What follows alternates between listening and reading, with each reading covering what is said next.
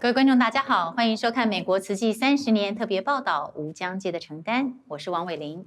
常常有人问，是明天先到还是无常先到？2018年11月8日，焚风吹起，多处山火同时在干旱的南北加爆发。一天当中，有数十万人被迫撤离家园。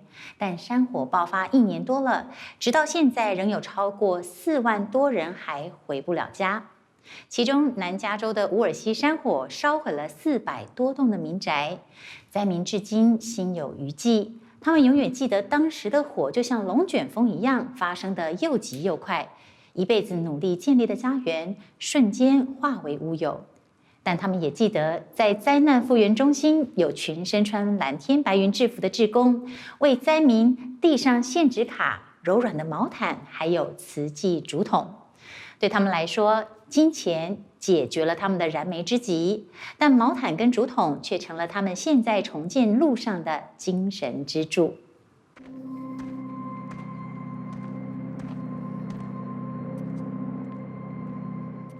I live here. Well, we used to with my wife and my mother-in-law, my daughter, her husband. We actually left the night before the fire came through here. It was devastation. It was like molten steel. Nothing survived the fire. It was so hot. The mobile home was basically, the chassis was twisted metal. Everything was just melted on the ground like molten. It was almost like a Superman movie.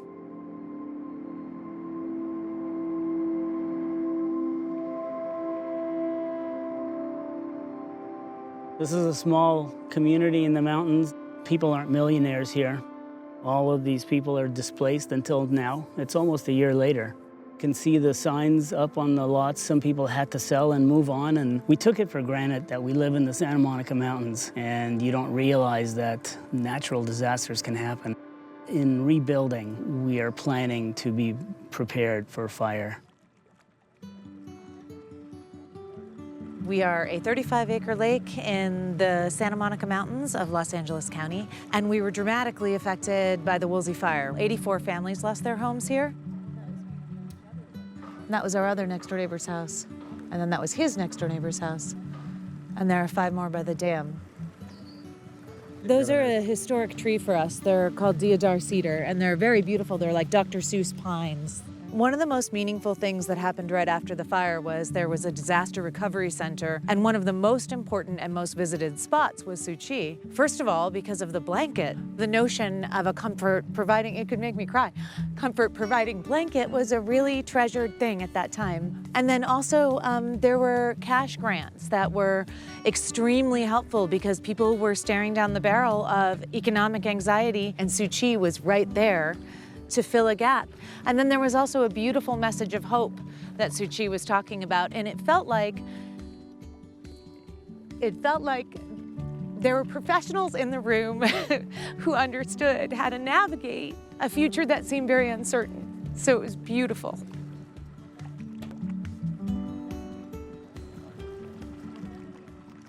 I have known Tzu Chi for years and years. They bring love and professionalism. They are still here. They dedicate themselves to the process of recovery. We have been working with about 50 different households. We visit them at their temporary residence to meet with them, to check into their recovery plan.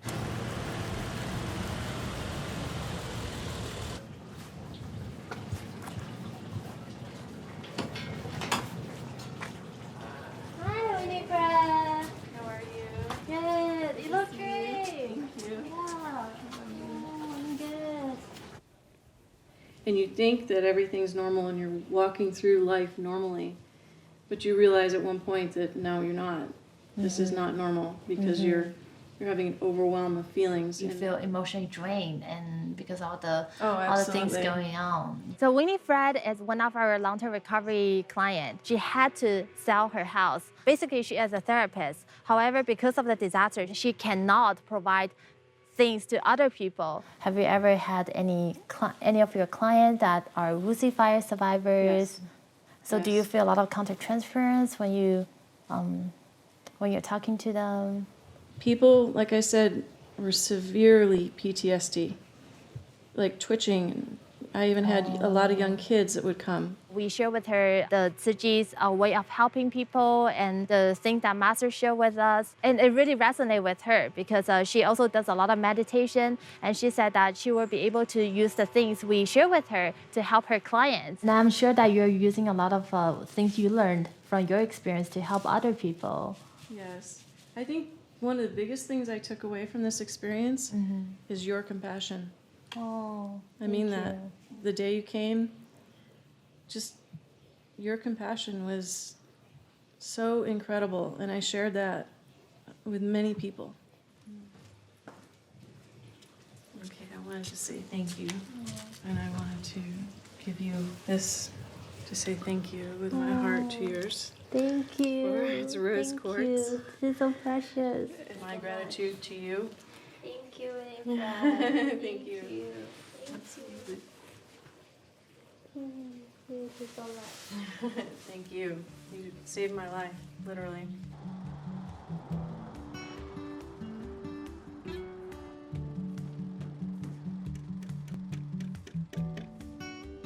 Fire was marching down the canyon here. The fire wrapped around us like a tornado. My son and I were here defending the house and eventually had to abandon our efforts. Bowl of water for the dog here. Look, want a drink? Here, get a drink. We got our camper van and evacuated down to Zuma Beach, and then we were able to get the camper van back over here on the property, and my son is staying in that. We're going to put new bolts and things and put new floor joists in here, and this will be single-story framed in this area, and so it's pretty easy. Just if we can get to that point of rebuilding, we'll be in good shape. That's the less challenging part, I suppose, once we get to start building. But we did find out there's so many helpful people out here that just want to give and want to help who maybe weren't affected, and they want to come in the areas and help out any way they can. How you doing? Hey, I'm your friend.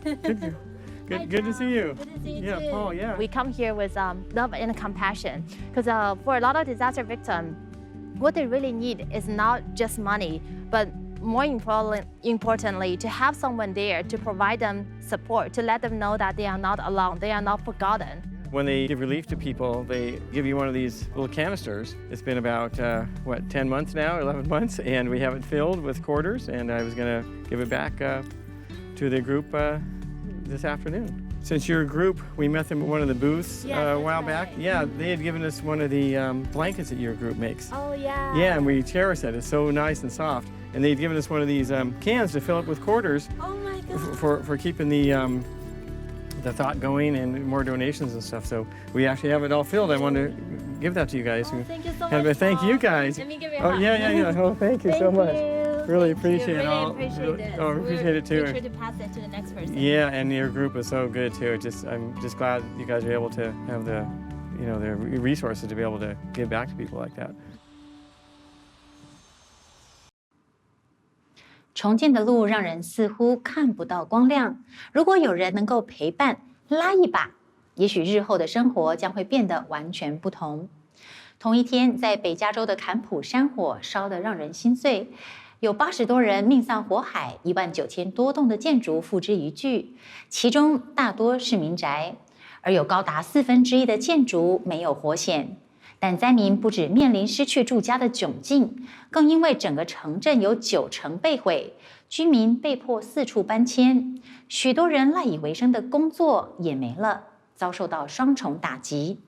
因此，慈济在当地雇用灾民担任中长期重建计划专员，是希望透过他们同样的经历来帮助其他灾民获得所需资源，更因为他们相同的经历，慢慢的来敲开其他灾民创伤后原本封闭的心，重拾希望，一步步的踏上回家的路。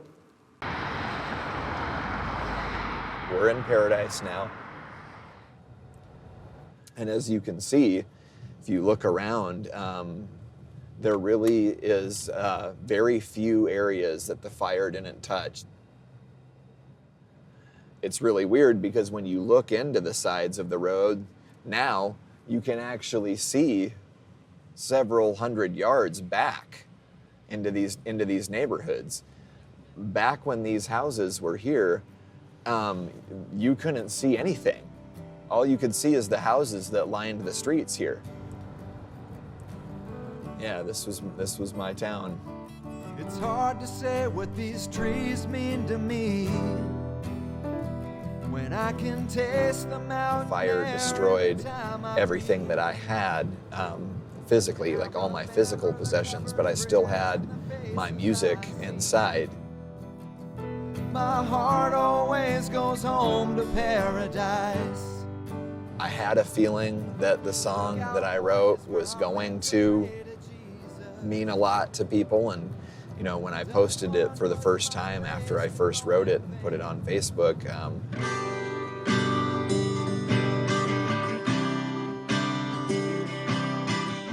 and I woke up the next day and it had 10,000 views. It's hard to say what these trees mean to me. Okay, that's amazing. They've cleaned up Alan's house. I haven't seen that yet. And they've cleaned up my house. Wow. Okay, this is my first time seeing this. I have not seen my cleaned up property yet. Wow. This is where my house was. My entire life was here.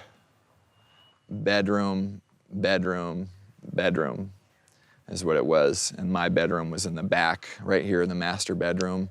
My two kids' bedrooms were right here. I had a swing set for my kids right back there. I had a hot tub right here underneath this tree.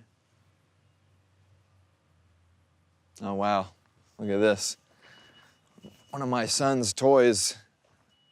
It looks like maybe the construction guys probably set that up. That's funny. I remember buying, he got that for Christmas. That's funny. Kind of sad too when you look at it though, because it's like that's all that's left of our life here.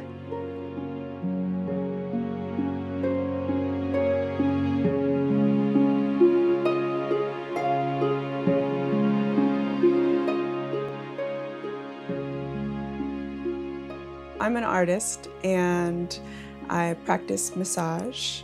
I'm a student at Chico State. I'm actually student teaching at the continuation high school here in Chico this semester. And I was recently hired as a disaster case manager. Painting is like reaching out and touching God, you know, or just sitting in your essential nature and letting everything dissolve around you. I was actually fortunate to have left town at 6 a.m. on November 8th. As soon as I got here, I went to the Disaster Recovery Center, and to help the survivors, we had to volunteer with an organization. So I saw a Buddhist, and I was like, oh, Buddhist, great. I've practiced Buddhism for 15 years. I was like, perfect, my people. Then I was there every day for the next month. And that was how I met Suchi. They were selflessly working ceaselessly to relieve the suffering of all the people that walk through their doors. And nowhere else was I really getting that feeling. And that's why I knew they were my people, because I had that same determination.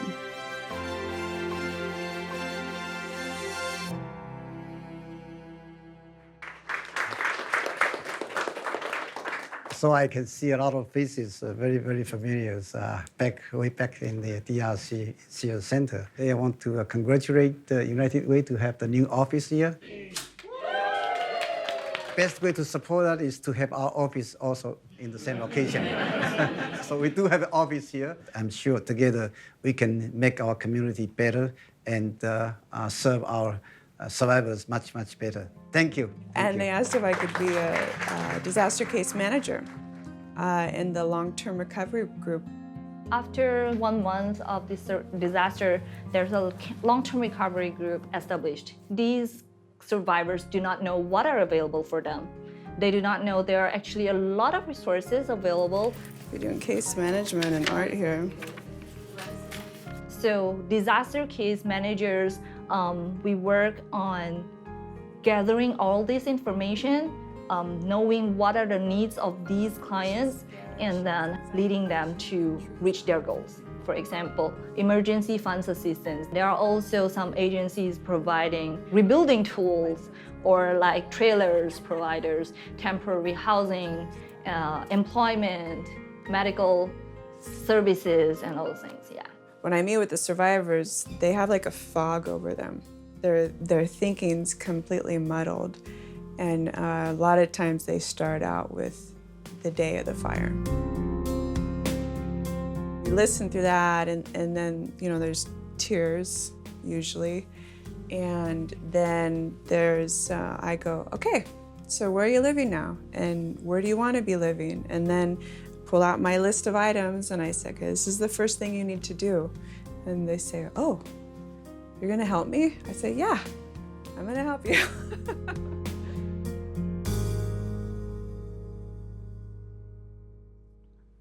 Bobby, she is a very, what's the word? I lost my English word. She is kind of like a very main driver of the whole team in Tzu Chi for the disaster case management work. She does a lot of cases. She takes a lot of responsibilities on herself. Yeah, and she's doing a very great work. We worked on the value scale and the color wheel. People are suffering. Every day I meet people there. I have never seen people so in so much pain. Everybody I meet that's everybody, every one of them, they're suffering so deeply. And I want to help them. And I do.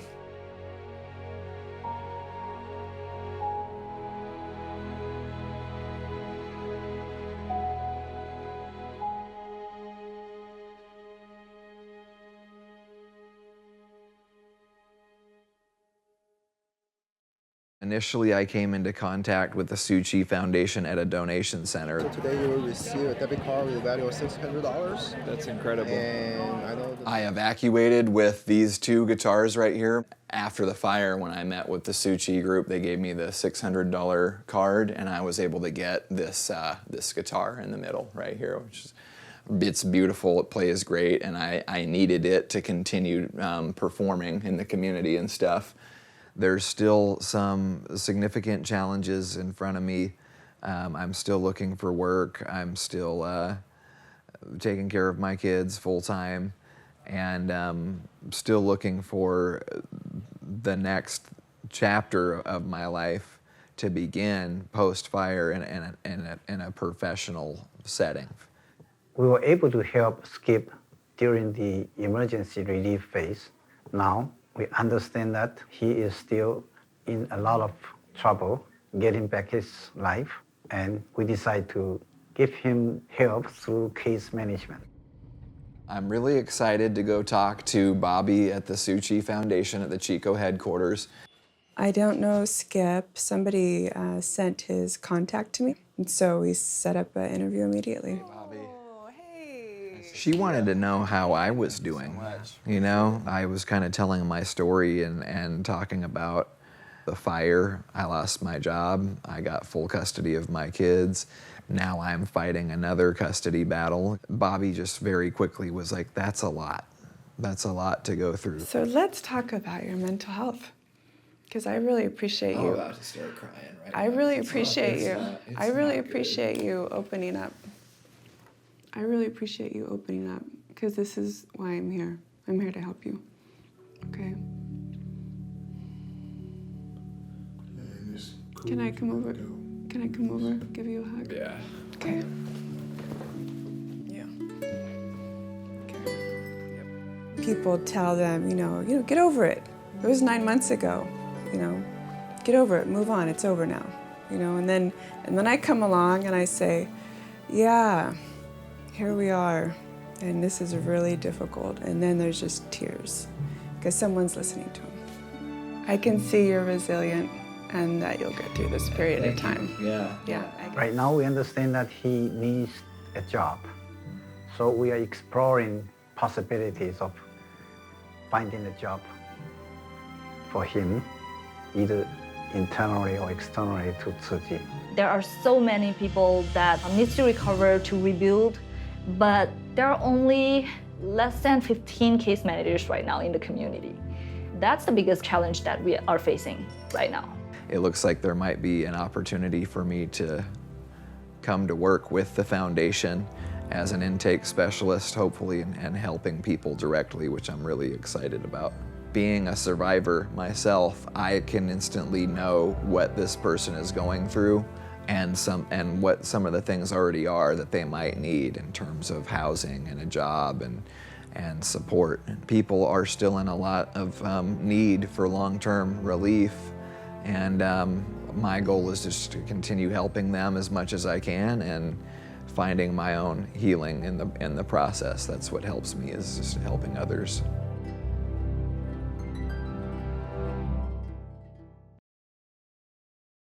对天堂市的居民来说，那场火是心头无法抹灭的伤痛。有人会莫名的就眼眶泛红，但也有人选择不去说，封闭自己过去曾经拥有过家的美好回忆，告诉自己说这就是现实，放弃对抗，不做挣扎。这些都是典型的创伤症候群，若是置之不理，有的沦为街友，有的会罹患上心理疾病，恶性循环。离回家之路只会越来越远，因为绝望正是重建之路上的最大障碍。慈济在坎普山火后立即发出了426万多美元的现值卡，但那只是个开端。志工更推展中长期重建计划，为灾民一一移除各种障碍，无论是财务上或是身心上。所以直到现在，慈济志工依旧重返灾区陪伴不坠，为灾民带去聆听的双耳、免费的医疗资源、个案补助等等，要帮助这个社区找回坚毅、耐力跟生命力。近年来，美国天然灾害的规模越来越大，发生的频率也越来越高。根据一份美国灾民撤迁追踪的调查显示，保守估计，在2018年，全美就有120多万人因为天灾被迫离开家园。地水火风4大不调，慈济不断的让自己在急难救助服务上成长，希望给灾民最人道、最贴近的协助。明天无疆界的承担将要带您继往开来，从美国史上最大飓风卡崔娜到哈维飓风震灾后的重建，印证慈济人不变的一念初心。非常感谢您的收看，我们明天同一时间再会。